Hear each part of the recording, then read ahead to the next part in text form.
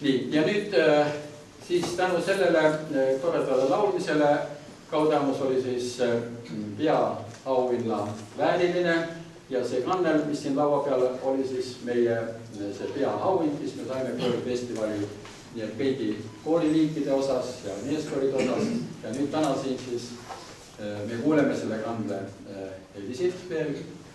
Ole lahke. Aitäh! Kõigepealt mul on väga suur au olla see inimene, kes saab seda kannet päriselt proovida täiesti teenimatult ses mõttes, et sellel ajal, kui teie selle võidu saavutasite, oli minu umbes 3-aastane.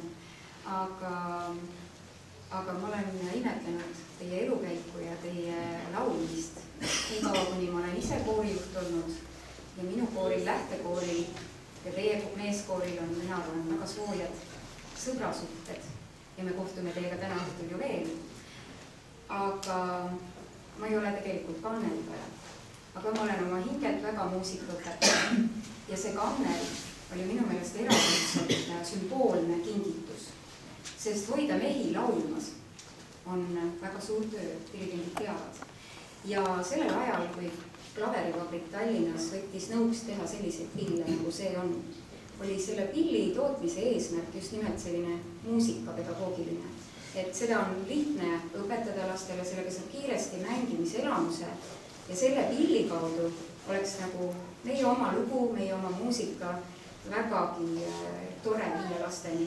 Nii et siis see sümboolne sild üle aegade läbi muusika on läbi selle kandle, ma arvan, täiesti töötav ja see tasuks uuesti üles äratamist. Mul on kahju, et neid kandleid enam ei toodeta ja mina olen siis sellest ajast, kui veel natukene õpetati lastele sellist lihtsalt kannet, nii et minu kogemused on 30 aasta tagused ja ma väga harva mängin, nii et aga vähemalt hääle tuleb ära looda.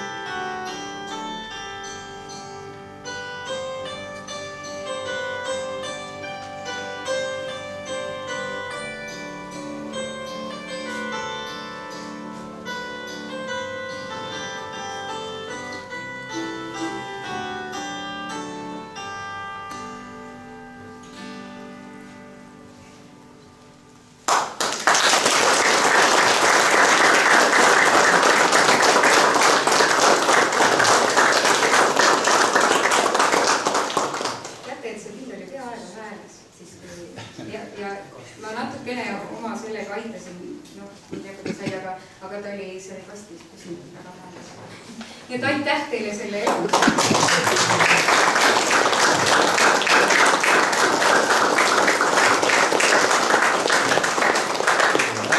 Suur tänu. Nüüd meil on veidi veel aega ja